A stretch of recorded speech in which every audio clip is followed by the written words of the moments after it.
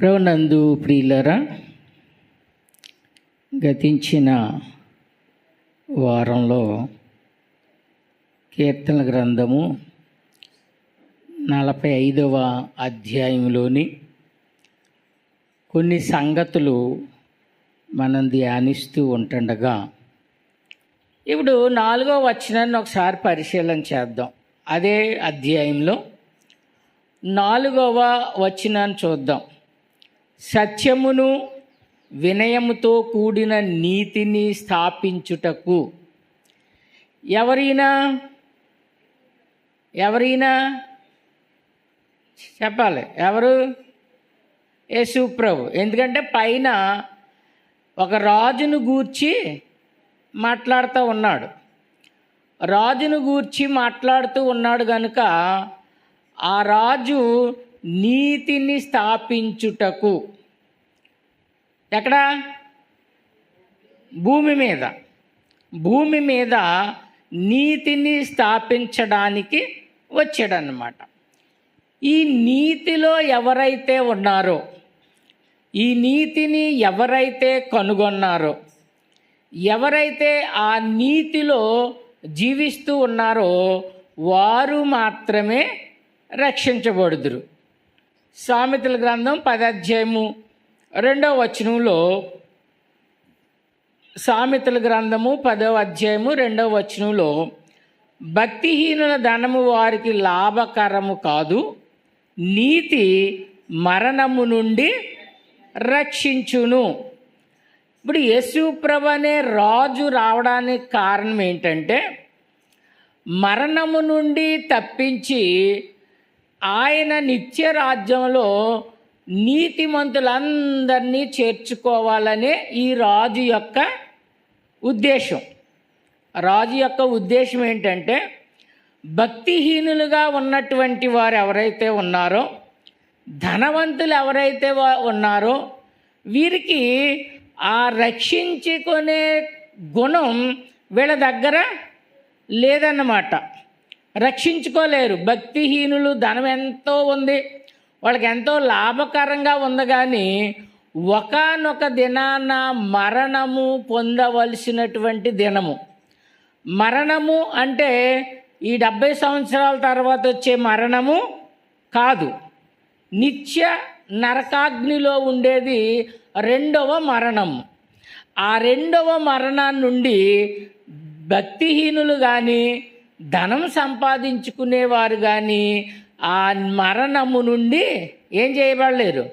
రక్షించబడలేరు.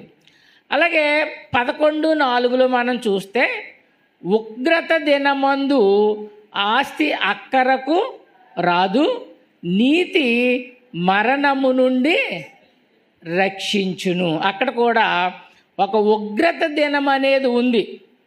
ప్రతి మనిషి, భూమి మీద పుట్టిన ప్రతి మనిషి విషయంలో కూడా ఒకానొక దినాన ఒక ఉగ్రత దినము ఒకటి మనకి ఉంటా ఉంది.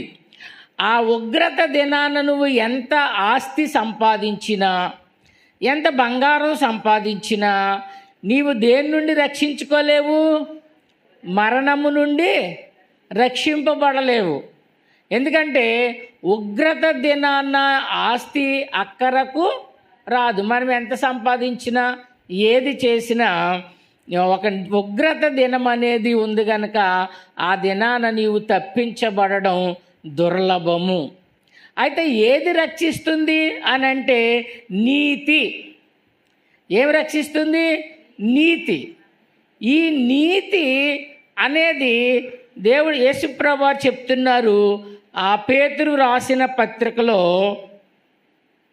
పేతురు గారు రాసిన 2వ పత్రికలో 3వ అధ్యాయము, అక్కడ చాలా విషయాలు చెబుతూ, చాలా సంగతులు చెబుతూ, అగ్ని, ఈ భూమి ఎలాగైతే కాలిపోతుందో ఇవన్నీ కూడా చెబుతూ లయమైపోయే ఆ ఉగ్రత దినాన్ని పౌలు గారు చాలా భయంకరంగా చెప్పాడనమాట.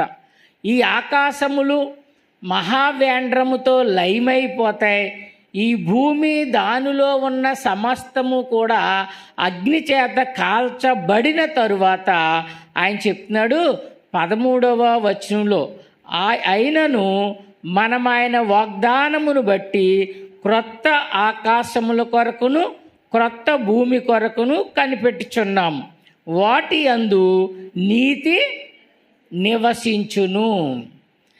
ఏదైతే దేవుని రాజ్యము అని మనం చెప్పుకుంటున్నామో, ఏదైతే పరలోకము అని మనం చెప్పుకుంటూ ఉన్నామో, ఆ పరలోకంలో ఏమి నివసిస్తుందట?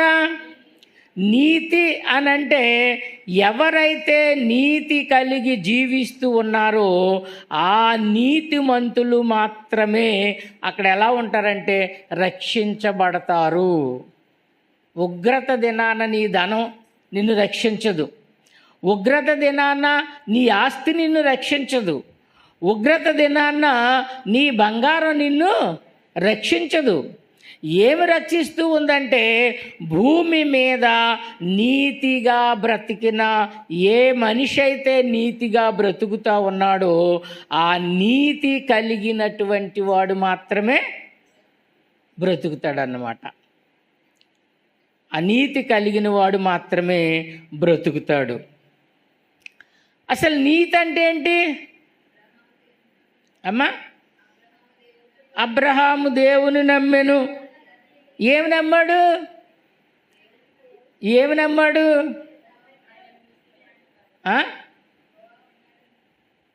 ఏమి నమ్మాడు? ఈ నమ్మడం తెలియాలి. ఏమి నమ్మాడు? ఏది నమ్మితే దానిని నీతి అని దేవుడు చెప్పాడు అని అంటే, అబ్రహాముని కొరకు మనం ఒకసారి ఆలోచన చేస్తే, అబ్రహాము విగ్రహారాధికుడు. విగ్రహాలను ఆరాధించేవాడు, పూజించేవాడు. అంతేకాదు విగ్రహాలను తయారు చేసి ఇతరులకు అమ్మేవాడు. వాళ్ళ వంశం అంతే. వాళ్ళ తండ్రి దగ్గర నుంచి కూడా విగ్రహాలను పూజిస్తూ విగ్రహాలను ఆరాధిస్తూ ఉంటుండగా అబ్రహాము విగ్రహాలను ఆరాధిస్తూ ఉన్నాడు, విగ్రహాలను అమ్ముతూ ఉన్నాడు. కానీ హృదయంలో ఏదో ఒక తీరని లోటు ఒకటి అతనికి కనబడుతుందన్నమాట. ఏంటి, మనం ఇన్ని విగ్రహాలను దేవుడు దేవుడు దేవుడని మనం అందరికి అమ్ముతున్నాం, దేవుడని విశ్వసిస్తూ ఉన్నాం. కానీ మరి దేవుడైతే మనతో ఏం చేయాలి? మాట్లాడాలి కదా, మనల్ని పలకరించాలి కదా అని ఇలాంటి ఆలోచన అబ్రహాముకు ఉంటూ అబ్రహాం ఏం చేస్తున్నాడంటే విగ్రహాలకు ఆరాధన చేస్తూ ఉన్నాడు. హృదయంలో మాత్రం దేవుడెవరా దేవుడెవరా అని తడవులాడి కనుగొందురేమో అని పౌలు గారు చెప్పారు. మనం ఒకరి నుండి ప్రతి జాతి మనుషులను దేవుడు సృష్టించి వారు ఒకవేళ దేవుడు ఎవరా అని తడవులాడి కనుగొందురేమో అని నిర్ణయ కాలములను వాటికి పొలిమెరలను ఏర్పాటు చేశాడు. నిర్ణయ కాలం అంటే ఏంటి? నువ్వు ఎప్పుడు పుట్టాలో మళ్ళా తిరిగి ఎప్పుడు చనిపోవాలో ఇది దేవుడు ముందే నిర్ణయం చేశాడు. నువ్వు ఏ రోజున పుట్టాలో అలా కాదనుకోండి, మనం రకరకాలుగా పుట్టేద్దామన్నమాట. నక్షత్రాల బలం చూసుకుని, గ్రహాల బలం చూసుకుని ఏదో అదృష్టం కలిసి వస్తుందో ఆ రోజుని పుట్టేద్దామన్నమాట. ఇప్పుడు అలాగే పుట్టేస్తున్నారు. ఆపరేషన్ చేసి కరెక్ట్గా ఆ రోజునే బయటికి తీసేస్తుంటే వాడు తెంగరోడో బంగరోడో పుడుతున్నాడు అన్నమాట. నెలలు నిండడంలో లేదు. మా పెళ్లి రోజున కరెక్ట్గా పుట్టాలి అని చాలామంది ఏం చేస్తున్నారు, పెళ్లి రోజునే ఆపరేషన్ చేసి బయటికి తీసే భయంకరమైన రోజులు అన్నమాట. అందుకే ఇందాక అన్నాను, భయంకరమైన దినాలలో ఉన్నాం. మనిషి తాను అనుకున్నది చేసే దినాల్లో ఉన్నాం. దేవుడి మాట వినేవారుగా లేము. అయితే ఇప్పుడు నీతి ఏంటి అని అంటే, అబ్రహాము కూడా దేవుడు ఎవరా ఎవరా ఎవరా అని తడవలాడుతూ ఉంటుండగా దేవుడు తన్ను తాను ప్రత్యక్షపరుచుకొని అబ్రహాముని పిలవడం జరిగిందనమాట. అబ్రహాముని పిలిచినప్పుడు అబ్రహాము పిలవబడిన తరువాత జరిగినటువంటి విషయం ఏంటంటే, అబ్రహాము పిలవబడిన తరువాత పిలిచిన తరువాత అబ్రహాం ఏం చేస్తూ ఉన్నాడంటే దేవుని యొక్క మాటకు లోబడేవాడిగా ఉన్నాడన్నమాట. ఉన్నప్పుడు దేవుని మాటకు లోబడేవాడిగా ఎలా ఉన్నాడంటే దేవుడు ఆయనతో మాట్లాడడం జరిగిందనమాట. ఆయన పిలిచినప్పుడు ఆయన అన్నాడు, నీ దేశాన్ని విడిచిపెట్టి నీ బంధువుల యొద్ద నుండి నీ ఇంటి నుండి బయలుదేరి నేను నీకు చూపించు దేశమునకు వెళ్ళుము. నేను నిన్ను గొప్ప జనముగా చేసి నిన్ను ఆశీర్వదించి నీ నామమును గొప్ప చేయుదును. నీకు ఆశీర్వాదకరముగా ఉందువని దేవుడు ఏం చేశాడు అని అంటే మాట్లాడడం జరిగిందన్నమాట. ఎప్పుడైతే అలా మాట్లాడడం జరిగినప్పుడు ఈయన యెహోవా మాట్లాడినటువంటి మాటలను బట్టి అంటాడు, నిరీక్షణకు ఆధారము లేనప్పుడు అబ్రహాము యెహోవాను నమ్మాను. నిరీక్షణకు ఆధారం లేదటండి. అంటే ఇప్పుడు మనం నమ్మాలనుకోండి, మనం నమ్మడానికి ఒక కార్యం జరిగింది. యేసుప్రభువారు సిలువేయబడడం, ఈ కార్యాలు మన ఎదురుగుండా జరిగింది. కానీ అబ్రహాముకి ఏ కార్యం జరగలేదు. అబ్రహాముకి ఏ ఆశ్చర్య కార్యం జరగలేదు. ఇప్పుడు మనం ఉన్నామనుకోండి, నువ్వు యేసుప్రభుని ఎందుకు నమ్మో, నువ్వు ఎందుకు క్రైస్తవుడు అయ్యావు అని అంటే, ఇదిగో ఒకప్పుడు నేను చాలా జబ్బుపడి ఉన్నానండి, ఆ జబ్బుపడి ఉన్నప్పుడు చాలామంది డాక్టర్ల దగ్గరికి వెళ్ళాను, ఏ డాక్టర్ నయం చేయలేదు, ఈయన దగ్గరికి వచ్చాను, నాకు స్వస్థత కలిగింది. నీకు ఒక ఆధారం ఉంది. నువ్వు యేసుప్రభుని నమ్మడానికి ఒక ఆధారం ఉంది. 12 సంవత్సరాల నుంచి రక్తస్రావంతో బాధపడిన స్త్రీ ఆయన వస్త్రపు చెంగు ముట్టుకున్నప్పుడు అది వెంటనే ఆగిపోయింది. అంతకుముందు అనేక మంది వైద్యుల దగ్గరికి వెళ్ళిందట. తనకున్న ధనమంతా వ్యయపరుచుకుంది. అంటే వృధా అయిపోయింది డబ్బంతా. ఏ డాక్టర్ దగ్గరికి వెళ్ళినా, ఏ వైద్యుడి దగ్గరికి వెళ్ళినా డబ్బులు తినేశాడు. ఇదిగో నీకు తగ్గుతుంది అన్నాడు, అదిగో తగ్గుతుంది అన్నాడు. చివరిలో ఏమన్నాడు అంటే, నా వల్ల కాదు, దేవుడే నీకు దిక్కని పంపించేస్తూ ఉన్నారు. అప్పుడు యేసు ప్రభుని కోసం తెలుసుకొని ఈవిడేం చేసిందంటే యేసు ప్రభు దగ్గరకు వెళ్ళి ఆయన వస్త్రపు చెంగు ముట్టుకున్నప్పుడు ఏం కలిగింది? స్వస్థత కలిగింది. ఈవిడికి ఒక నిరీక్షణ ఉంది. అలాగే అందరూ మనం ఇక్కడ కూర్చున్న మనందరికీ కూడా ఏదో ఒక నిరీక్షణ కలిగి, ఏదో ఒక ఆశ్చర్య కార్యము, ఏదో ఒక అద్భుత కార్యము నీ జీవితంలో జరిగిన కారణాన్ని బట్టి నువ్వేం చేసావంటే యెహోవా దేవుణ్ణి నమ్మాలి, ఆయన పంపిన యేసుక్రీస్తుని నమ్మాలి అని నీకు ఒక విశ్వాసం వచ్చిందన్నమాట. అయితే అబ్రహాముకి ఇవేమీ లేవు. ఇవేమీ వివాహం అయ్యింది, పిల్లలు కూడా పుట్టలేదు. అలాంటి స్థితిలో ఉన్నప్పుడు దేవుడు అన్నాడంట, ఇదిగో నీ సంతానమందు భూలోక వంశాలన్నీ ఆశీర్వదిస్తాను, నీ నామాన్ని గొప్ప చేస్తాను, నిన్ను అత్యధికమైన స్థితిలో నేను నిలవబెడతాను అని విగ్రహాలను చేసుకునే ఈ అబ్రహాముతో దేవుడు మాట్లాడినప్పుడు ఈయనకి ఆధారం ఏమీ లేదు, గుడ్డిగా నమ్మడమే. ఆధారం లేదు, ఆయన ఏమో కనబడడం లేదు, ఈ విగ్రహాలేమో మాట్లాడడం లేదు. దేవుడెవరా అని తడవలాడే స్థితిలో ఉన్నాడు, దేవుణ్ణి కనుగొనాలని ఆశలో ఉన్నాడు. అలాంటి అబ్రహాముకి దేవుడు ఎప్పుడైతే కనిపించి మాటలు వినిపించాయో ఆ మాటల ద్వారా ఈయన ఏం చేశాడంటే, ఓహో నన్ను ఆశీర్వదిస్తానన్నాడు, నా దేశాన్ని విడిచిపెట్టమన్నాడు, నా బంధువులను విడిచిపెట్టమన్నాడు, నా సంతానము ద్వారా భూలోక వంశాలన్నీ ఆశీర్వదించబడతాయి అని నాతో చెప్పాడని ఏం చేశాడు? ఆ మాటను పట్టుకొని ఏం చేశాడు? తల్లిదండ్రులు విడిచిపెట్టేశాడు. తల్లిదండ్రులు అంటారు, ఏంట్రా ఇంత ఆస్తి వదులుకుని ఎక్కడికి వెళ్ళిపోతావు, ఈ భార్యను తీసుకుని ఎక్కడ పెడతావు, ఏ చెట్టు కింద బ్రతుకుతావు అని తల్లిదండ్రులు అడగరా? అడుగుతారు. భార్య అడగదా? భార్య అడుగుతుంది. ఏంటి, నిన్ను నమ్మి నేను వివాహం చేసుకుని నీ దగ్గరకు వస్తే నువ్వేమో దేశాలంట తిప్పుతున్నావు, దేశాలంట వెళ్దాం అని అంటున్నావేంటి అని భార్య కూడా అడుగుతుంది. కానీ ఇక్కడ శారమ్మ అడగలేదు. మనమైతే ఖచ్చితంగా అడగమా? రాజమండ్రిని తీసుకెళ్ళి మిమ్మల్ని ఏ మిర్తిపాడు లేకపోతే ఆ పల్లెటూరు తీసుకెళ్ళిపోయామనుకో ఏమంటారు? పిల్లలు కూడా ఒప్పుకోరు. చక్కగా అక్కడ సిమెంట్ రోడ్లు ఉండేవి, ఇలాగెళ్తే అలా టౌన్లోకి వెళ్ళి వాళ్ళు ఎక్కడికో మూలకి తీసుకొచ్చేసావు, మమ్మల్ని నాశనం చేసేసావు అంటారు అనరా? మరి అబ్రహాంకి ఎదురై ఉండదా? అలా ఎదురవుతుంది. లేకపోతే తనతో ఉన్న స్నేహితులు అనొచ్చు, ఆయన దగ్గర పనిచేసే వాళ్ళు అనొచ్చు, దోసలు అనొచ్చు.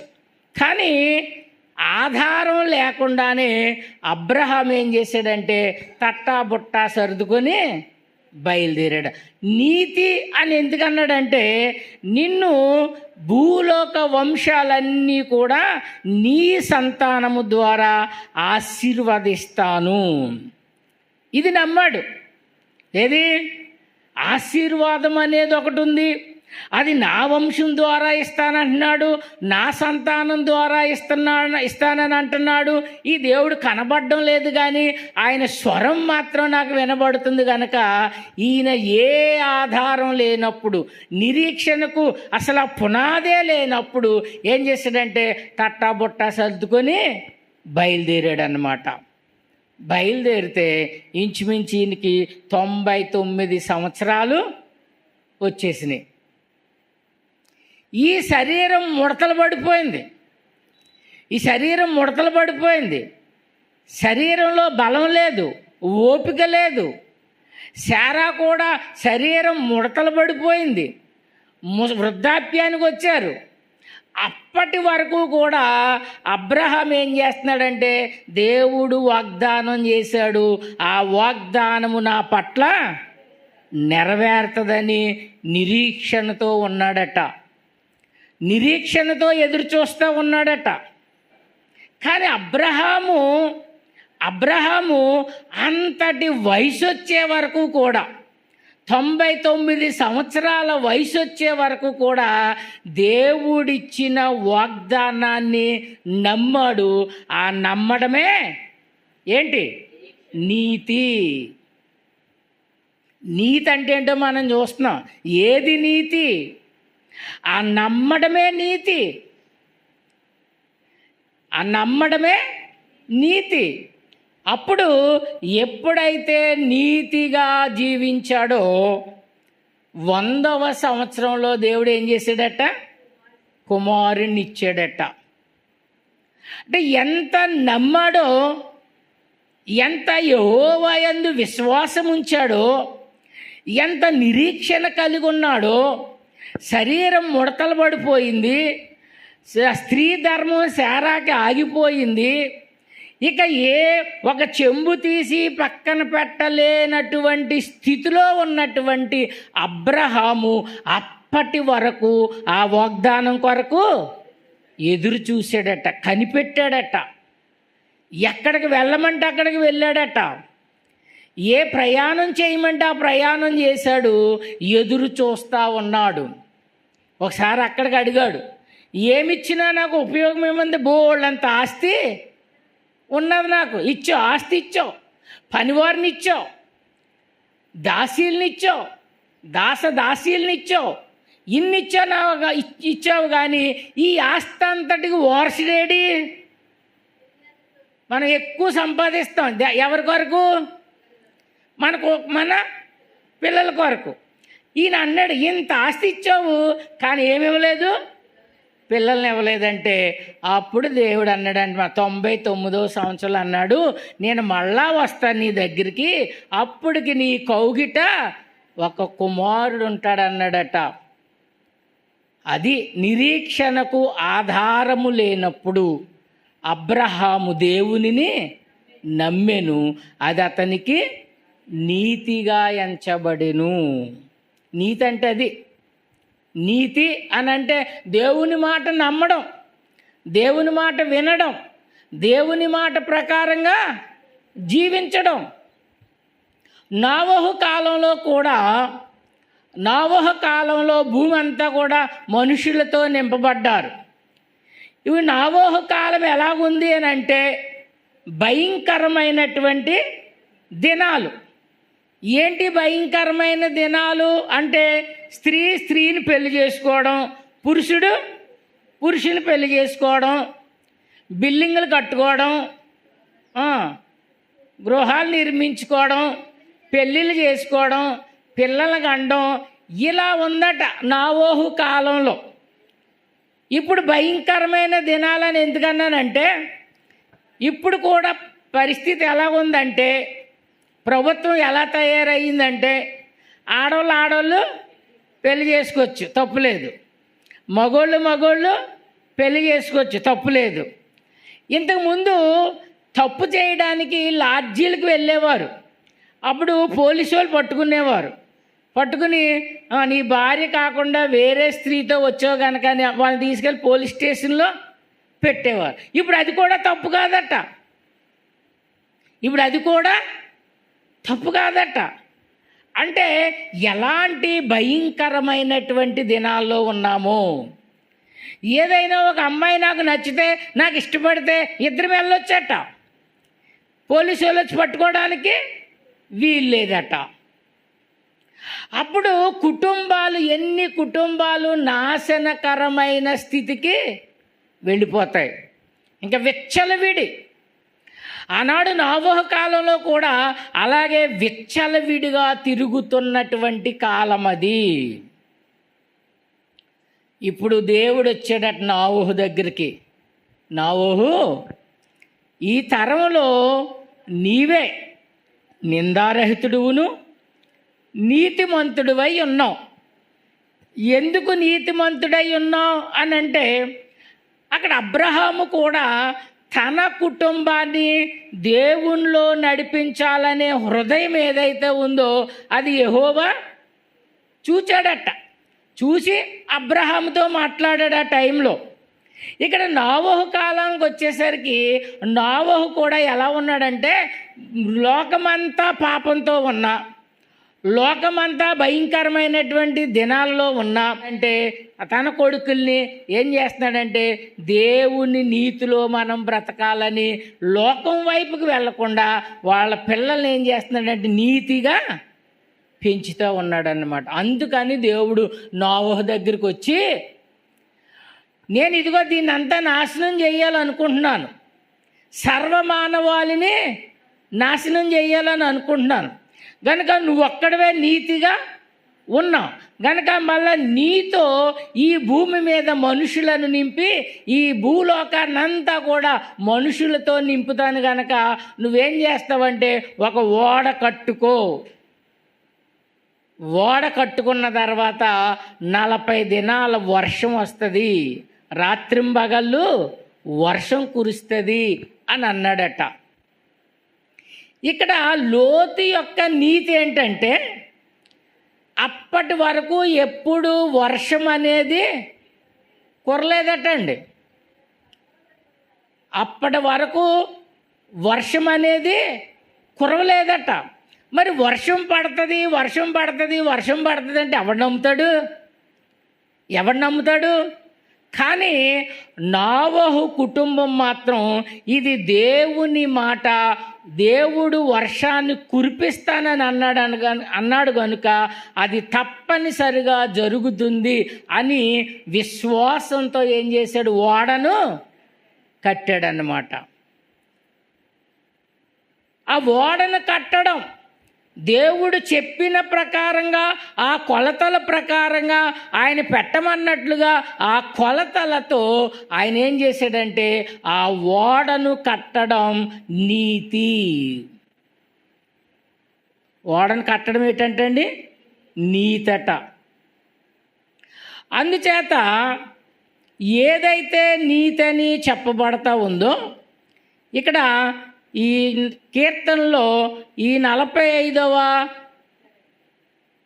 అధ్యాయంలో ఈ 4వ వచనంలో ఆయన అంటా ఉన్నాడు అన్నమాట. ఏమనంటే నీతిని స్థాపించుటకు. అబ్రహాము కాలంలో అబ్రహాము నీతిని స్థాపించాడు. నోవహు కాలంలో నోవహు నీతిని స్థాపించాడు.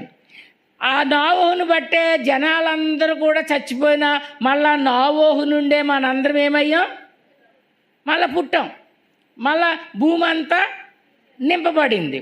ఇలా ఉంటుండగా ఇప్పుడు నీతి అనేది క్రైస్తవులు నేర్చుకోవలసినటువంటిది ఉంది. ఎందుకని? నీతి మరణము నుండి రక్షించును గనుక. ఏ నీతి మరణము నుండి రక్షిస్తుంది? ఎన్ని నీతులు ఉన్నాయి? ఒక్కోటి చెప్పండి. 4 నీతులు. దానికి లేదా ఓ పాయింట్ చెప్పింది. చెప్పండి. దుర్నీతి, దేవుని నీతి, ధర్మశాస్త్రపు నీతి, స్వనీతి. ఇప్పుడు 4 నీతులు ఉన్నాయి.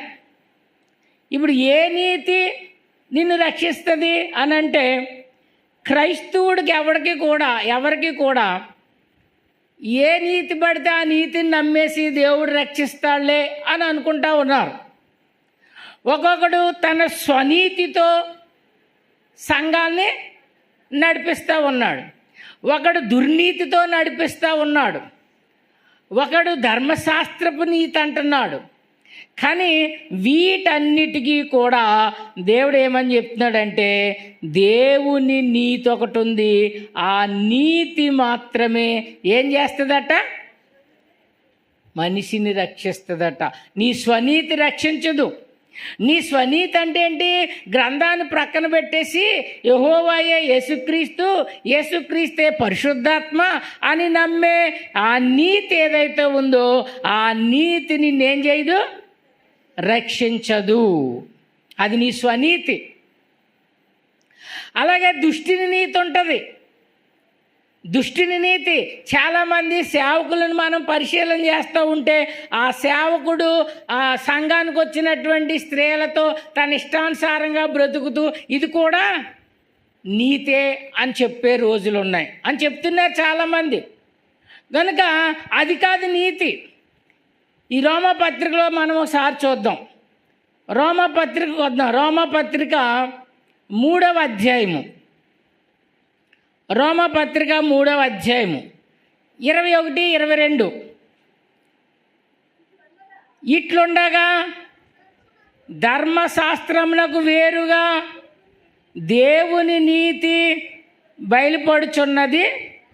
దానికి ధర్మశాస్త్రమును ప్రవక్తలను సాక్ష్యమిచ్చుచున్నారు. ఒకసారి చూడండి. ఎట్లుండగా ఏమండి? ఇట్లుండగా అని మొదలుపెట్టాడు. ఎట్లుండగా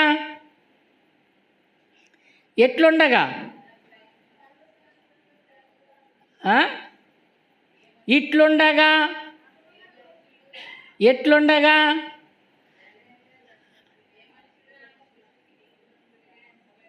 ఎక్కడ? 20వ వచనం. Very good. అదే మనం ఎప్పుడు కూడా గ్రంథాన్ని చదువుతూ ఉన్నప్పుడు ఇట్లుండగా అని ఉందనుకోండి, పక్కన మనం ఏమనుకోవాలి? పైన ఉందనుకోండి ఎట్లుండగా ప్రశ్న రావాలి. అదనమాట. ఇట్లుండగా అంటే ఎట్లుండగా. అప్పుడు 20వ వచనంలో జానకిలా చెప్పినట్లుగా 20వ వచనంలో ఏలయనగా ధర్మశాస్త్ర సంబంధమైన క్రియల మూలముగా ఏ మనుష్యుడును ఆయన దృష్టికి నీతిమంతుడని తీర్చబడడు. ధర్మశాస్త్రము వలన పాపమనగా ఎట్టిదో తెలియబడుచున్నది.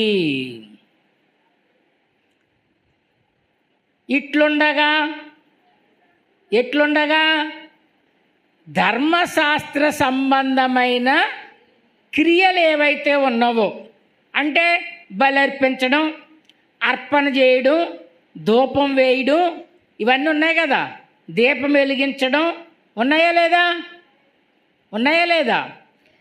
ఇవన్నీ ధర్మశాస్త్ర సంబంధమైన క్రియలు. ఈ క్రియల మూలంగా ఏ మనుషుడు ఆయన దృష్టికి, ఆయన అంటే దేవుని దృష్టికి ఎవ్వడు కూడా నీతిమంతుడని తీర్చబడడం లేదట.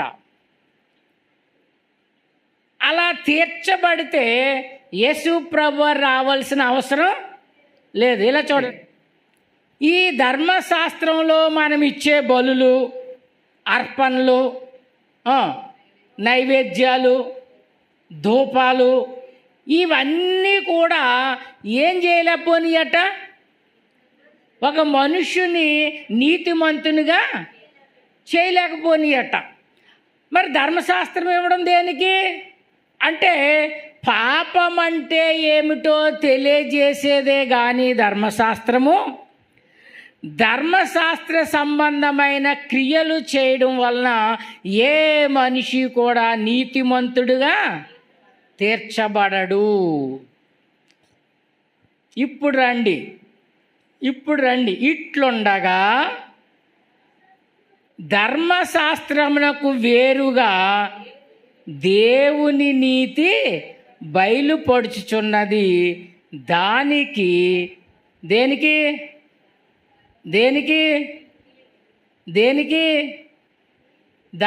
అంటే దేనికి?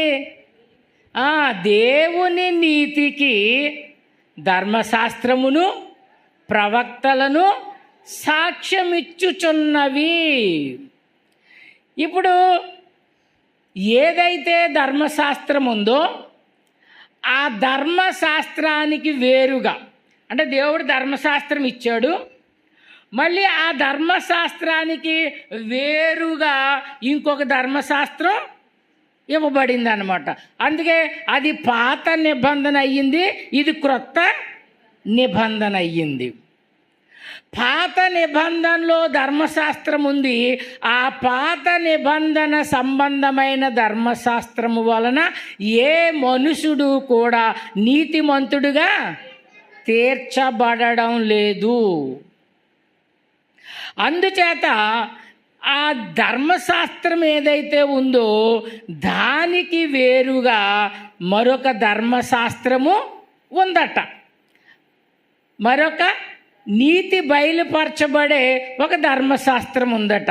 అది యేసుక్రీస్తునందలి విశ్వాస మూలమైనదై నమ్మువారందరికీ కలుగు దేవుని నీతి. ఇప్పుడు ఏది రక్షిస్తుంది?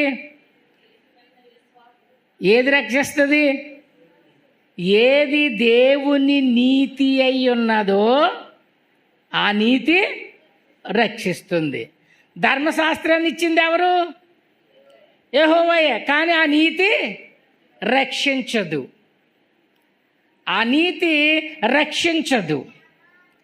మరి అక్కడ నీతిమంతులు లేరా?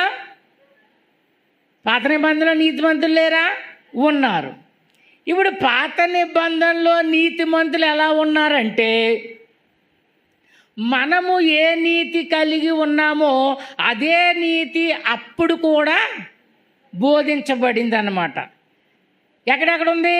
ధర్మశాస్త్రంలో ఉందట దేవుని నీతి ఏంటో, కీర్తన గ్రంథంలో ఉందట, ప్రవక్తల వచనాల్లో ఉందట. యేసుప్రభువారు అన్నారు కదా లూకా సువార్త 24వ అధ్యాయం చివరిలో, నన్ను గూర్చి కీర్తన గ్రంథంలోను ధర్మశాస్త్రంలోను ప్రవక్తల వచనములో ఉన్నవన్నీ కూడా నేను నెరవేర్చి తిని దానికి మీరే సాక్షులు అన్నాడు. అంటే ఇప్పుడు యేసు ప్రభు స్థాపించే ఆ నీతి ఏంటో ఇప్పుడు అక్కడ నోవహు దేవుడు చెప్పిన మాట వింటే నీతిమంతుడు అయ్యాడు.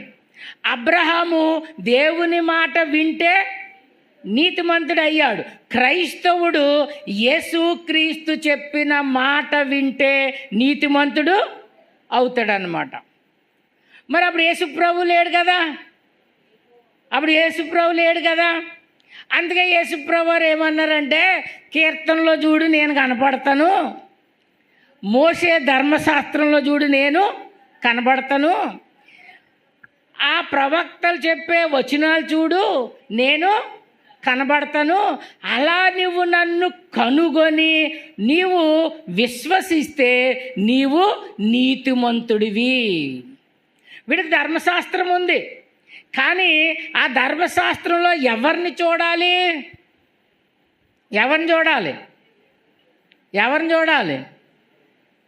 యేసు ప్రభువుని చూసి యేసు ప్రభు చెప్పినట్లుగా పాత నిబంధనలో జీవిస్తే వాడు నీతిమంతుడు.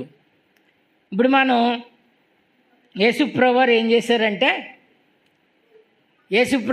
చేశారంటే ఆయన వెళ్తూ ఒక రొట్టె పట్టుకొని ఇదిగో ఇది నా శరీరం అన్నాడు. మరి శరీరం అది కాదు, కానీ ఏమని విశ్వసిస్తున్నాం? ప్రభువు ఇది శరీరం అని చెప్పాడు గనక అది రొట్టెగా మనం తీసుకుంటే నువ్వు మన నీతిలో లేము. ప్రభు చెప్పాడు ఇది తెచ్చి ఇది చాక్లెట్ తిను అంటే ఏం చేయాలి? తినడమే. నువ్వు నమ్మడమే నీతి. ఇప్పుడు ఆ రొట్టెను విరిచి ఇది నా శరీరము అని అన్నాడు. ద్రాక్షారసం చూపించి ఇది నా రక్తం అన్నాడు. ఇప్పుడు నీ విశ్వాసము నీ నీతి ఎక్కడుందంటే అది శరీరం అని నువ్వు విశ్వసించడం, అది రక్తం అని నువ్వు విశ్వసించడం. ఆ విశ్వాసమే ఏం చేస్తుందంటే నీతి అని, అంటే ప్రభు మాట వినడమే నీతి. అది దేవుని నీతి. అదే అన్నాడు, ధర్మశాస్త్రానికి వేరుగా దేవుని నీతి బయలుపరచబడుచున్నది. దేవుని నీతి ఏంటంటే కుమారుని పిలిచాడు, నువ్వు వెళ్ళి వీళ్ళ కొరకు ప్రాయశ్చిత్తంగా నీ రక్తాన్ని కార్చు, నీ యొక్క శరీరాన్ని నలగొట్టు, నీకు నువ్వు బలిగా సమర్పించుకో. ఇశ్రాయేలీయుడు గొర్రెను అర్పించినప్పుడల్లా అతడు ఉద్దేశం ఏమై ఉండాలంటే, ఈ గొర్రె పిల్ల కాదు నన్ను రక్షించేది, లోక పాపములను మోసుకొని పోవు దేవుని గొర్రె పిల్ల నా కొరకు పంపబడుతుంది, ఆ గొర్రె పిల్లను ఉద్దేశించి ఈ గొర్రె పిల్లను నేను బలిస్తున్నాను అని ఎవడైతే బలిస్తాడో వాడు నీతిమంతుడు. కయ్యను హేబేలు అర్పణలు పట్టుకెళ్ళారా? కయ్యను ఏం పట్టుకెళ్ళాడు? ధాన్యం పట్టుకెళ్ళాడు. హేబేలు ఏం పట్టుకెళ్ళాడు? గొర్రె పిల్లలు పట్టుకెళ్ళాడు. కయ్యను భూమిని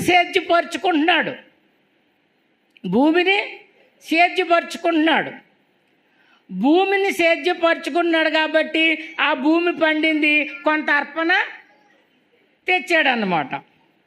ఈయనేమో గొర్రెల కాపరి. ఎవరు? హేబేలు. గొర్రెలు కాచుకుంటున్నాడు. ఆ గొర్రెలు ఈనినప్పుడు మంచి బలంగా ఉన్నవి మంచి కొన్ని తీసుకొచ్చి యెహోవాకు అర్పణగా 2 అర్పణలు తెచ్చారు. అర్పణలు ఏమన్నా ఉందా? అతడు మంచిగా తెచ్చాడు. మనం ఎవరికైనా ఏదైనా పెట్టాలనుకున్నాం అనుకోండి, మంచిది పెడతామా కులిపోయింది పెడతామా? మంచిదే పెడతాం. మన మనసులో ఎలాగున్నా కానీ ఏం చేస్తాం? మంచిదే పెడతాం. అలా కయ్యను కూడా మంచిగానే తెచ్చాడు అర్పణ, హేబేలు మంచిగానే తెచ్చాడు. అయితే ఈ అర్పణలు ఒకే విధంగా తెచ్చారు, కానీ ఈ అర్పణలు సమర్పించే విధానంలో ఏముంది? లోపముంది.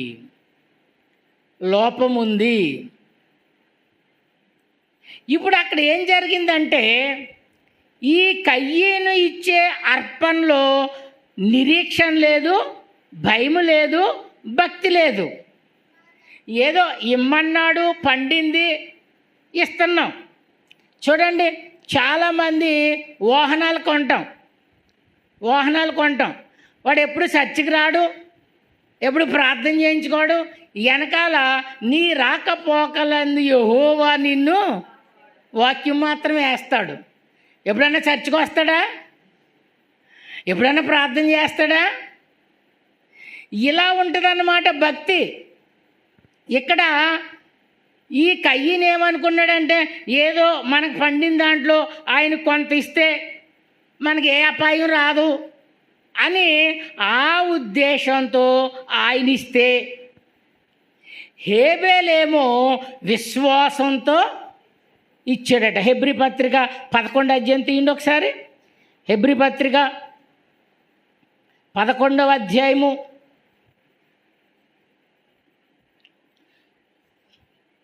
మొదటి నుంచి చదవండి ఒకసారి. అమ్మా, విశ్వాసము అనునది నిరీక్షింపబడు వారి యొక్క నిజ స్వరూపమును, అదృశ్యమైనవి రుజువులై ఉన్నవి. దానిని బట్టియే పెద్దలు సాక్ష్యము పొందిరి. పెద్దలంటే ఎవరు పెద్దలు? మనకు పెద్దలు ఎవరు? హేబేలు దగ్గర నుంచి మనకు పెద్దలు. ఏమని? దానిని బట్టియే పెద్దలు సాక్ష్యము పొందిరి. ప్రపంచములు దేవుని వాక్యము వలన నిర్మాణమైనవనియు, అందును బట్టి దృశ్యమైనది కనబడేడు పదార్థముల చేత నిర్మింపబడలేదనియు విశ్వాసము చేత గ్రహించుకొనుచున్నాము. వీళ్ళ విశ్వాసం ఏమిటంట? వీళ్ళ విశ్వాసం ఏమిటంట? దేవుని వాక్యము వలన నిర్మాణమైనదనియు. ప్రపంచములు, మనం చూస్తున్నటువంటి ఈ ప్రపంచం, మన కంటికి కనబడుతున్నటువంటి ఈ ప్రపంచం ఎలా ఉందట? దేవుని వాక్యము వలనే నిర్మాణం అయ్యింది. ఇప్పుడు నువ్వు ఫోన్ కనిపెట్టాలి, ఎక్కడి నుంచన్నా తెస్తున్నావా? ఆ భూమిలో నుండే. నువ్వు ఆహారం పండించాలి, బయట నుంచి ఎక్కడన్నా పండిస్తావా? ఆ నేల నుండే. అది గ్రహించారట. దేవుని వాక్యము వలన నిర్మాణమైనవనియు, అందును బట్టి దృశ్యమైనది కనబడేడు పదార్థములచే నిర్మింపబడలేదనియు. దృశ్యము అంటే, అదృశ్యం అంటే కనబడనిది. ఇప్పుడు నీకు కనబడే ప్రతీదీ కూడా దేవుని మాట చేతే ఏమైంది? నిర్మించబడ్డాయట. ఎక్కడి నుంచో తేలేదట. అలా గాలిలో ఉన్నటువంటి దానిని దేవుడు లేని వాటిని ఉన్నట్టుగా పిలిస్తే ఇవన్నీ ఏమైనాయి? నిర్మించబడ్డాయట. అందును బట్టి దృశ్యమైనది కనబడే పదార్థములచే నిర్మింపబడలేదనియు విశ్వాసము చేత గ్రహించుకొనుచున్నాము. విశ్వాసమును బట్టి హేబేలు కయ్యను కంటే శ్రేష్టమైన బలి. బలి అంటే ఏంటి? అసలు బలి అంటే ఏంటి? బలి అని అనగానే ఏం గుర్తు వస్తుంది మీకు? గొర్రెపిల్లని నరికేయడం, రక్తం కార్చడం, ఇదే బలి అనుకుంటాం. అది కాదండి బలి అంటే. బలి అనేది దేవుని కొరకు నువ్వు ఆశించే కోరిక ఏదైనా ఉందంటే దానిని విడిచిపెట్టడమే బలి. ఒకటి కోరుకుంటున్నావు దేవుని నుండి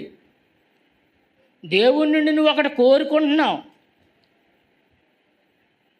ప్రకాష్ గారు అదే చెప్పాడు. ఆయన ఏం చెప్పాడంటే ఆయనకి కిడ్నీలో క్యాన్సర్ ఉందటండి. ప్రకాష్ గారు ఎందుకు చనిపోయారు? కిడ్నీ ప్రాబ్లం అని అన్నాడు ఆయన. కిడ్నీ క్యాన్సర్ ఆయనకి. ఆయన అదే చెప్పాడు, ప్రతి దినము లోపలుండి అది దానిని కెక్కరిస్తూ ఉంటే, బాధ కలిగిస్తూ ఉంటే పైకి నవ్వగలిగిన వాడే క్రైస్తవుడు అన్నాడు. అంటే ఆయన ఇంచుమించు 30 సంవత్సరాలు ఆ క్యాన్సర్ కాయతో అది లోపల ఇబ్బంది పెడుతున్నా, బాధ పెడుతున్నా ఏం చేస్తున్నాడంటే నవ్వుతూ ఏదైతే దేవుని యందు నిరీక్షణించాడో, ఏదైతే నీతి నివసించే ఒక రాజ్యం ఉందనుకున్నాడు, ఆ రాజ్యాన్ని కావాలనుకున్నాడు కనుక ఈ బాధను ఏం చేశాడు? వదిలేసాడు అనమాట, లెక్క చేయలేదు. ఏమ్మా ప్రార్థనకు రాలేదంటే తలపోటు ఉందండి, అందుకని తలపోటుకే మనం ఏం చేస్తాం? ప్రార్థనకు మానేస్తాం. చుట్టాలు వస్తే ప్రార్థన మానేస్తాం. అంటే ఇప్పుడు మన విశ్వాసం ఎలాగుంది? మన భక్తి ఎలాగుంది? మన జీవితాలు ఎలాగున్నాయి? చిన్న తలపోటు వస్తే మనం మందిరానికి రాము. చిన్నది ఏదైనా కష్టం వస్తే మందిరానికి రాలేము. అది మరీ పెద్దదైతే ఓ 4 రోజులు, ఒక వారం రోజులు ఉండొచ్చు, అది వేరే విషయం.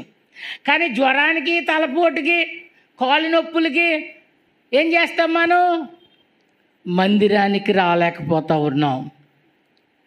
అంటే నువ్వు ఏదైతే కోరుకున్నావో దాని నిమిత్తం నువ్వు దేనినైతే విడిచిపెడుతున్నావో ఆ విడిచిపెట్టేదే దేవునికి అర్పించే బలన్నమాట. ప్రతి మనిషి కూడా సుఖాన్ని కోరుకుంటాం, కానీ కష్టాన్ని ఎవరైనా కోరుకుంటామా? కోరుకోం. నేను చాలాసార్లు ప్రార్థన చేస్తాను. ఏమన్నా తెలుసా? నేను చనిపోయే లోపుగా ఒక భయంకరమైన బాధ అనుభవిస్తూ ఏం అవ్వాలి? చనిపోవాలి. భార్య చేత చాకరీ చేయించుకోకుండా, పిల్లల చేత చాకరీ చేయించుకోకుండా, ఆ బాధ ఏదో నాకు నేను అనుభవించేలా, అలా అనుభవించినప్పుడు ఏమవుతుందంటే దేవుని కొరకు ఏవే విడిచిపెట్టాలో అవన్నీ కూడా విడిచిపెడతాం అన్నమాట. నిత్యము ప్రార్థన చేస్తాం. కడుపులో కాయ ఉందనుకోండి, అదో కెలికితా ఉందనుకోండి, ఏం చేస్తాం? ప్రార్థన చేస్తూ ఉంటాం. అయితే ఇక్కడ భక్తుడు ఏమన్నాడంటే విశ్వాసము చేత గ్రహించుకున్నారట వీళ్ళందరూ. గ్రహించుకొని విశ్వాసమును బట్టి హేబేలు కయ్యను కంటే శ్రేష్టమైన బలి దేవునికి అర్పించెను. దేవుడు అతనిని అర్పణలను గూర్చి సాక్ష్యం ఇచ్చుచున్నాడు. సాక్ష్యం ఇచ్చాడంట ఆయన ఇచ్చిన అర్పణను గూర్చి. మరి దేవుడు మన కొరకు సాక్ష్యం ఇస్తున్నాడా? మన కొరకు సాక్ష్యం ఇవ్వగలుగుతున్నామా? దేవునికి సాక్షిగా బ్రతకడం కష్టమే. కనుక ఇక్కడ ఏమన్నాడంటే, ఇక్కడికి వచ్చండి, రోమపత్రిక 3వ అధ్యాయం 22వ వచనం. అది యేసుక్రీస్తునందలి విశ్వాసమూలమైనదై నమ్మువారికందరికీ ఏ నీతట? దేవుని నీతట. ఇప్పుడు ఆ నీతి ఏదైతే ఉందో ఆ నీతిని మనం సంపాదించుకుంటే ఆ నీతి మాత్రమే నిన్నేం చేస్తుంది? రక్షిస్తూ ఉందట. ఫిలిప్పీలకు రాసిన పత్రిక 3వ అధ్యాయము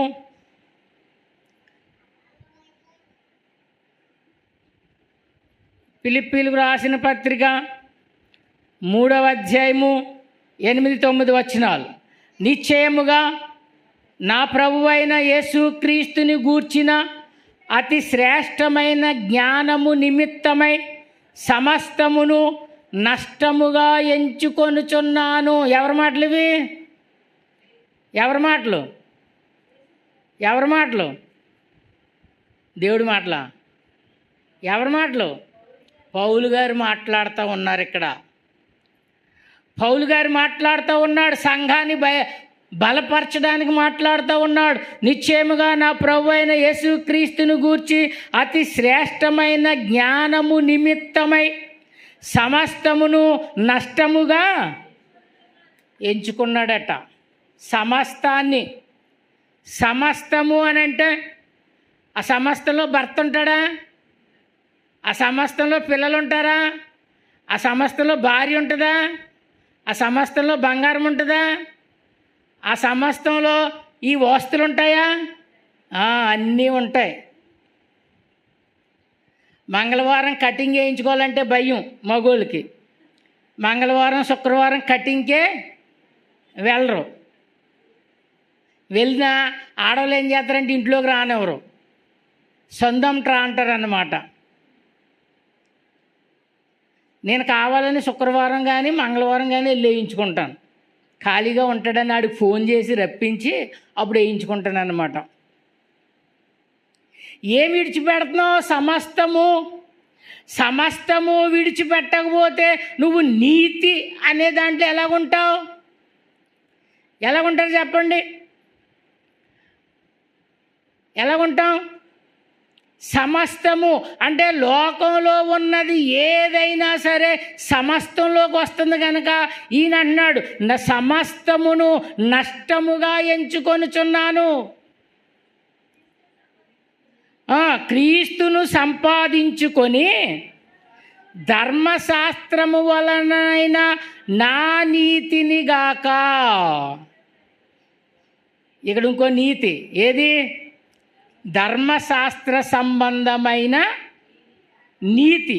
ఆ నీతిని గాక క్రీస్తునందలి విశ్వాసమూలమైన నీతి అనగా విశ్వాసమును బట్టి దేవుడు అనుగ్రహించు నీతి గలవాడనై ఆయన యందు అగుపడు నిమిత్తము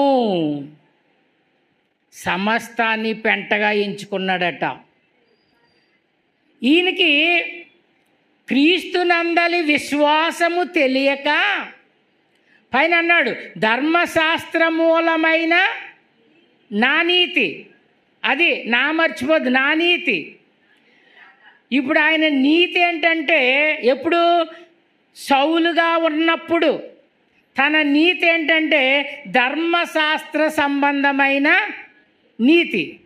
ఆ నీతి ఏమని భావించాడంటే దేవుడైనటువంటి యెహోవా ఒక్కడే, యేసుక్రీస్తు దేవుడు కాదు, యేసుక్రీస్తు వాక్యం ఎక్కడ వినబడకూడదు, యేసుక్రీస్తుని గూర్చిన సువార్త ప్రకటింపబడకూడదు అని ఈయన గుర్రం మీద వెళుతూ ఆడవాళ్ళందరినీ కూడా ఆ తల మెలేసి ఈడ్చుకుంటూ వెళ్ళేవాడట. ఎక్కడ ప్రార్థన జరుగుతున్నా, ఎక్కడ పాటలు వినబడుతున్నా, ఎక్కడ వాక్యం చెప్తున్నా అక్కడికి వెళ్ళి వాళ్ళందరినీ కూడా హింసించేవాడట. ఏ నీతి అది? ధర్మశాస్త్ర సంబంధమైన ఆయన నీతి. ఎందుకంటే ధర్మశాస్త్రంలో నీ దేవుడైన యెహోవాను నేను తప్ప వేరొక దేవుడు ఉండకూడదని ధర్మశాస్త్రం బోధిస్తూ ఉంటుండగా యేసు ప్రభుని ఎందుకు పూజించాలి, ఎందుకు గౌరవించాలి, ఎందుకు ఆయనకు ప్రార్థన చేయాలి, ఎందుకు ఆయన సువార్త ప్రకటించాలి అని ఈ సౌలు గారు ఏం చేసేవారంటే అందరినీ ఎక్కడ ప్రార్థన జరుగుతూ ఉంటే అక్కడ ఈడ్చుకుంటూ వెళ్ళేవాడట. ఇప్పుడు అంటున్నాడు అన్నమాట, నా నీతిని గాక క్రీస్తునందలి విశ్వాసమూలమైన నీతి అనగా విశ్వాసమును బట్టి దేవుడు అనుగ్రహించు నీతి గలవాడనై ఆయన యందు అగుపడు నిమిత్తము. స్వనీతితోనా చెప్పాలి? స్వనీతితోనా? నా నీతితోనా, దుర్నీతితోనా, ధర్మశాస్త్ర సంబంధమైన నీతితోనా? వీటి వల్ల ఏ మనుషుడు కూడా నీతిమంతుడుగా ఎంచబడడు. ఇప్పుడు క్రీస్తునందలి విశ్వాస మూలమైన నీతి ఏంటా నీతి? ఇప్పుడు యేసు ప్రభువారు ఏది బోధిస్తే, యేసు ప్రభువారు ఏది బోధిస్తే అది నీతి. అది నమ్మడం నీతి, అది విశ్వసించడం నీతి. ఇప్పుడు యేసు ప్రభువారు ఆ యోహాను సువార్తలోను అవన్నీ కూడా మనం చూస్తే యేసు ప్రభువారు ఏమని చెప్పారంటే, నేను దేవుని కుమారుణ్ణి అన్నాడు. దేవుణ్ణి అన్నాడా? నేను దేవుణ్ణి, నన్ను ఆరాధించండి, నన్ను పూజించండి అని అన్నాడా? మరి ఇప్పుడు జరుగుతున్నటువంటి ఆరాధనలు కానీ ఇప్పుడు జరుగుతున్నటువంటివన్నీ కూడా ఎలా ఉన్నాయంటే దేవుని నీతికి వేరుగా ఆరాధన జరుగుతూ ఉన్నాయి. దేవుని నీతి జరగడం లేదు సంఘాల్లో. ఎందుకంటే యేసు ప్రభు మాట వినడమే. ఆ 14 అధ్యాయంలో అంటాడా, 10వ అధ్యాయం, నా గొర్రెలు నా స్వరము వింటాయి. నా గొర్రెలైతే నా స్వరము వింటాయి. ఇప్పుడు యేసు ప్రభు ఏం పలికాడో, ఏం సువార్త ప్రకటించాడో దానిని నమ్మడం ఏటట? నీతి అట. అందుకని యేసు ప్రభు వారు అంటున్నారు, ఏది నీతి? ఏ నీతి నిన్ను రక్షిస్తుంది? నీ సొంత ఆలోచనతో ఆలోచిస్తున్నావా? ఆ నీతి నిన్ను రక్షించదు. ఏదో ఒక దుర్నీతిలో ఉన్నావా? ఆ నీతి నిన్ను రక్షించదు. ఒకవేళ ధర్మశాస్త్ర సంబంధంగా నువ్వు బలులు అర్పిస్తున్నావా? యెరూషలేములో యూదులు ఇప్పటికి కూడా బలులు అర్పిస్తున్నారు. ఆ నీతి నిన్ను రక్షించదు. యేసు ప్రభువారు వచ్చారు, బలిగా తన్ను తాను నీ కొరకు అర్పించుకున్నాడు. నీ పాప క్షమాపణ నిమిత్తం రక్తం కార్చి నీ పాపాలన్నిటిని కూడా శుద్ధి చేయడానికి ఆయన శిలువ పైన మరణం పొంది ఆ శిలువ పైన కార్చిన రక్తము ద్వారా, ఆ రక్తముతో నిన్ను కడిగి నిన్ను పరిశుద్ధపరిచి తండ్రి అయినటువంటి దేవునికి నిన్ను అర్పించడము, అది నీతి. ఈ దినాన మనం యేసు ప్రభు చెప్పని ఆరాధన చేస్తూ ఉన్నాం. యేసు ప్రభు చెప్పని ఆరాధన, చెప్పని ప్రార్థనలు, చెప్పని విషయాలు చేస్తూ ఉన్నాం. చెప్పింది మానేసాం. చెప్పింది ఎప్పుడో మరుగున పడిపోయింది. ఎవ్వరం చెప్పింది చేయడం లేదు. యూదులు అనేక సార్లు అడిగారట, ఎందుకు మమ్మల్ని భ్రమపడతావు, నువ్వెవడవో చెప్పు అని అనేక సార్లు యూదులు అతను వెంట పడతా ఉంటే యేసు ప్రభువారు అన్నారు, నేను చెప్పినా మీరు నమ్మరు, వినరు. నేను దేవుని కుమారుని అని చెప్తున్నాను. దేవుడు నాకు ఏదైతే బోధించాడో అదే బోధలు మీకు బోధిస్తున్నానని చెప్పినా మీరేం చేయడం లేదు, నమ్మడం లేదు. యూదులు అడిగారట, యోహాను సువార్త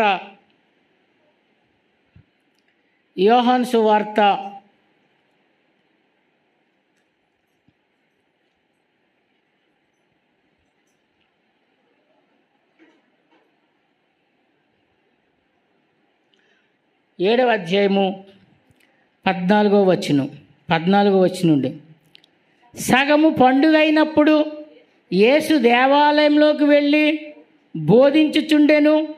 యూదులు అందుకు ఆశ్చర్యపడి, చదువుకొనని ఇతడికి ఈ పాండిత్యం ఎట్లు వచ్చినని చెప్పుకొనిరి. యేసుప్రభు వారు బోధిస్తూ ఉన్నారట. యేసుప్రభు వారు బోధిస్తూ ఉంటే ఈ శాస్త్రులు పరిసయ్యులు అనుకుంటున్నారంట, ఏంటి ఈయన ఇంతలా బోధిస్తున్నాడు, ఈయన చూస్తే చదువుకోలేదే. మన వాళ్ళు ఏమంటారు, పక్కింటికి వెళ్ళి సువార్త చెప్పండి అంటే ఏమంటాం, చదువుకోలేదండి, మాకు చదువు లేదండి అంటామా? కానీ ఇక్కడ యూదులు అంటున్నారట, ఏంటి ఈయన చదువుకోలేదు, ఇంత పాండిత్యముతో ఎలా మాట్లాడుతున్నాడు అని అనుకుంటా ఉంటే, అందుకు యేసు, నేను చేయు బోధ నాది కాదు, నన్ను పంపిన వానిదే. ఎవడైనను ఆయన చిత్తము చొప్పున చేయ నిశ్చయించుకొనిన ఎడల ఆ బోధ దేవుని వలన కలిగినదో లేక నా అంతట నేను బోధించుచున్నానో వాడు తెలుసుకొనును. ఎవడైతే తెలుసుకుంటాడట, యేసుప్రభు బోధించే బోధ ఎవడికి అర్థమవుతుందట? ఎవడైతే దేవునిలో ఉంటాడో వాడికి అర్థమవుతుందట. దేవునిలో లేకుండా మనం లోకంలో జీవిస్తూ నాకు వాక్యమంతా తెలుసు, వాక్యమంతా నేను విన్నాను అని మనం గొప్పలు చెప్పుకుంటే మాత్రం నువ్వేమైపోతున్నావు? దేవుని నీతిలో లేవు. నీకు అర్థమవ్వలేదు వాక్యం. నీకు అర్థం కాకపోతే అర్థమయ్యేలా మనం నేర్చుకోవాలి. లేదంటే దేవుని దగ్గర ప్రార్థన చేసి దేవునిని అడిగితే తప్ప.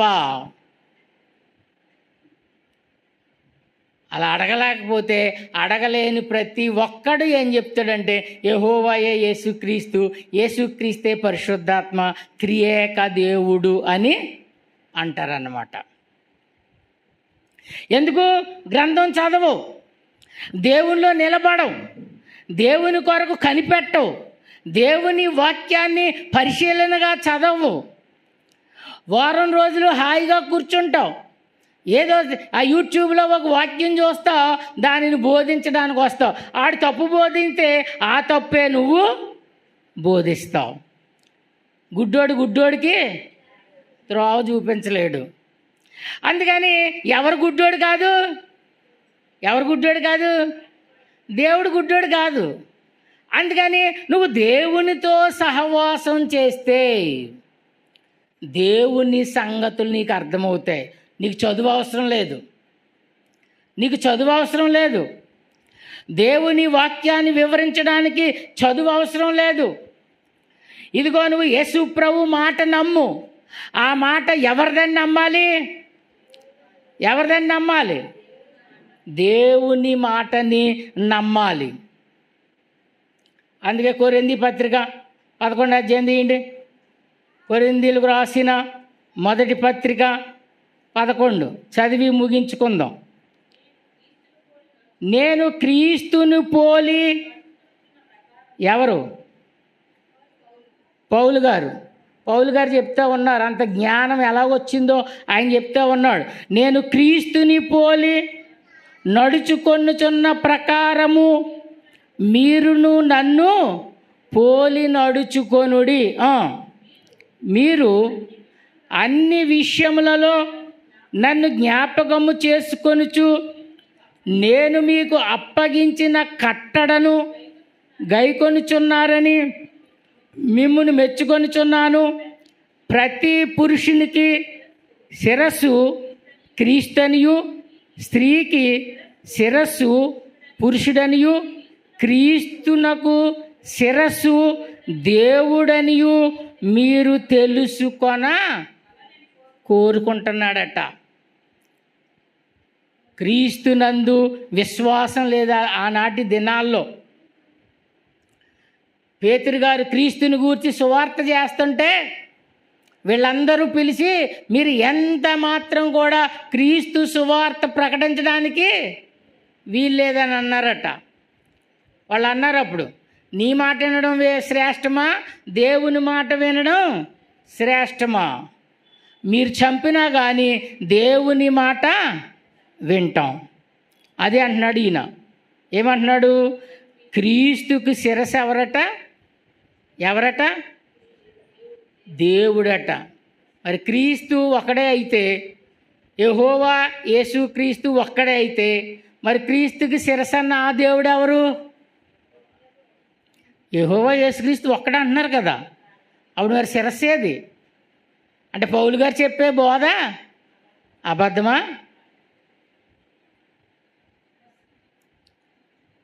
అందుకని యేసు ప్రభువారు అంటున్నారు, ఏది విశ్వాసం అంటే నేను ఏదైతే మీకు బోధిస్తున్నానో ఆ బోధ నమ్మడమే ఏంటి? నీతి. ఆ నీతి ఏం చేస్తుందట? మరణము నుండి రక్షిస్తూ ఉంది. కనుక ఆ నీతి మనం ఎవరమైతే సంపాదించుకుంటామో వారు మాత్రమే దేవుని యొక్క నీతి అయి ఉంటాం. ఆ నీతి క్రొత్త ఆకాశమును క్రొత్త భూమిని సృజించిన తరువాత దాని మీద నీతి మాత్రమే నివసించును. అంటే ఆ నీతి కలిగిన వారు మాత్రమే ఆ నూతన భూమి మీద నివసిస్తాం. లేదంటే ఎక్కడ నివసిస్తాం? ఆ నీతిలో లేకపోతే నువ్వు ప్రేమమయుడు, కరుణామయుడు, దయామయుడు అన్న ఆ క్రీస్తే ఏం చేస్తాడట?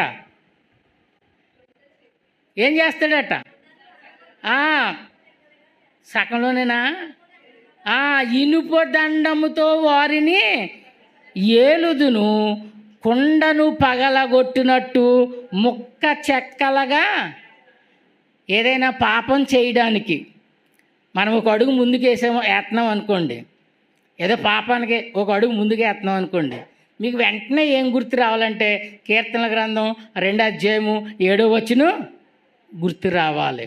గుర్తుకొస్తే పాపం చేయవేక బాబోయ్, ఈ పాపం చేస్తే ఇనుప దండంతో నన్ను ఏల్తాడట, కుండను పగలగొట్టినట్టు ముక్క చెక్కలుగా పగలగొడతాడని ఆ వాక్యం నీ హృదయంలో ఉందనుకోండి, నువ్వు ఎవడు పిలిచినా ఏం చేస్తావు? ఎవడు పిలిచినా వెళ్ళవు. ఒకవేళ వెళ్ళినా నిన్ను నీవు ప్రత్యేకంగా కాపాడుకుంటావు. నేను వర్క్ చేసేటప్పుడు నాతో ఉన్న వాళ్ళు చాలామంది తాగేవాళ్ళు ఉండేవారు, వాళ్ళతో నేను తిరిగేవాడిని, వాళ్ళతో నేను పనిచేసేవాడిని. కానీ వాళ్ళందరిలో నేను ప్రత్యేకపరచబడినటువంటి వాడిని. ఎందుకు? మనం ప్రత్యేకింపబడిన వారం. లోకము నుండి ప్రత్యేకింపబడినటువంటి మనము ఎంత పరిశుద్ధంగా ఉంటే, ఎంత దేవునికి సాక్ష్యంగా ఉంటే నువ్వు అంత నీతిమంతుడివి. ఆ నీతి మరణము నుండి రక్షిస్తూ ఉంది నిన్ను. కనుక అట్టి నీతి గలవాడవై ఉండాలంటే ప్రతి విషయంలో కూడా నువ్వు సెపరేట్గా కనబడాలి. యొక్క నీతిమంతులుగా మనం తీర్చబడతాం. ఆ నీతి మనల్ని రక్షిస్తూ ఉందని తెలియజేస్తూ ముగిస్తూ ఉన్నాను. దేవుడి కొద్ది మాటలు దీవించునుగాక. ఆమేన్.